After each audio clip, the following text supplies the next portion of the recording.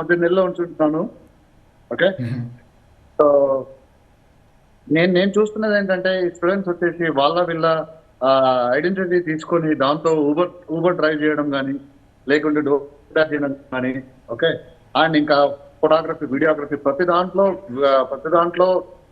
వచ్చేస్తున్నారు. కంపీట్ చేయడం ఎవరు అగేన్స్ట్ కాదండి. ఓకే. మీరు లీగల్ గా కంపీట్ చేయండి అండ్ ప్రాపర్ ప్రైజింగ్ తో కంపీట్ చేయండి, యాక్సెప్ట్ చేస్తాం. ఆల్రెడీ ఇక్కడ ఉన్న బిజినెస్ వాళ్ళకు ఇప్పుడు రెస్టారెంట్ వాళ్ళు ఉన్నారు, వాళ్ళ వాళ్ళ వాళ్ళ పొట్ట ఎందుకు కొట్టడం, ఇంట్లో నుంచి కుక్ చేయడం. ఇప్పుడు ఎక్స్పోర్ ఏడి వాళ్ళు ఉన్నారు, ఇంట్లో నుంచి కుక్ చేయడం ఎందుకు?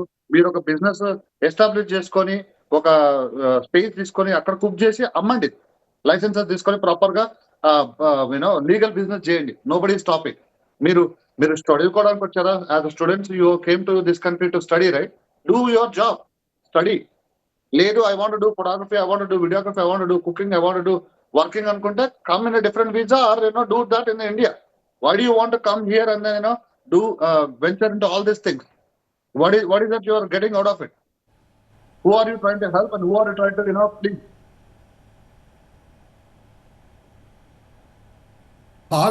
పాజిటివ్ సైడ్ హరి గారు చెప్పినట్టు పాజిటివ్ సైడ్ ఏంటంటే, మీరు ఫోకస్ ఆన్ స్టడీస్. మీరు ఇప్పుడు ఈరోజు పార్ట్ టైం జాబ్ చేస్తే మీ అస్సలు గోల్ వెనుకబడుతుంది. Focus on your studies, get into the better jobs. That's the goal. నాకు every time when I look back నా స్టూడెంట్ ఎక్స్పీరియన్స్ చూస్తే నేను అనుకునేవాడిని, అసలు వీళ్ళందరూ నన్ను మమ్మల్ని ఎందుకు పని చేయనియరు?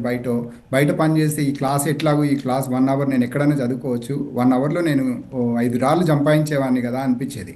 కానీ ఆ సిస్టమ్ నన్ను ఫోర్స్ చేయకపోతే ఈరోజు ఈ స్టేజ్లో ఉండేవాళ్ళం కాదు, many of us. So my advice to all students, focus on study, focus on your goal. This is just the short term. I hope your parents can understand, or I hope your parents can support. Focus on long term goals, focus on success. Don't focus on the short term goals.